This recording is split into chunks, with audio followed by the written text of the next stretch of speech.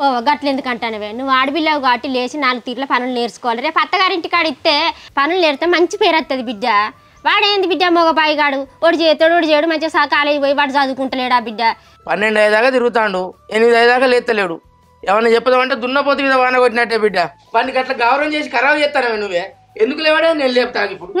కొన్ని మంచిగా తినబెట్టి బర్రెలెక్క బడికి పంపు, నేనేమో పనికా తప్ప నేను కూడా లేపుతా. ఏమైనా నా కొడుకు ఎంబడే పడతారు వీళ్ళిద్దరు కలిసి. లేవరా అదరా దండం పెడితే లేవరా కాలేజీ పోవాయిందిరా. నువ్వు ఊకొరకే చెప్తున్నా.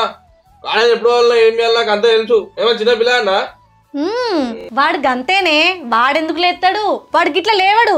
అదే వన్ దోస్తుగాళ్ళు వచ్చి అరే ఇలా క్రికెట్ మ్యాచ్ ఉందిరా లేరా లేరా అంటే మనకంటే ముందుగానే లేచి తానం చేసిపోవు. ఇప్పుడేమో ఎంత లేపినా లేవడు, బర్రె లెక్కమంటాడు. చెప్పి అన్నీ చెప్పు. ఇరికిగా మంచి ఇరికి నన్ను అన్నీ బాబు నన్ను కొడితే అప్పుడు నీ కళ్ళు చల్లబడతాయి కదా.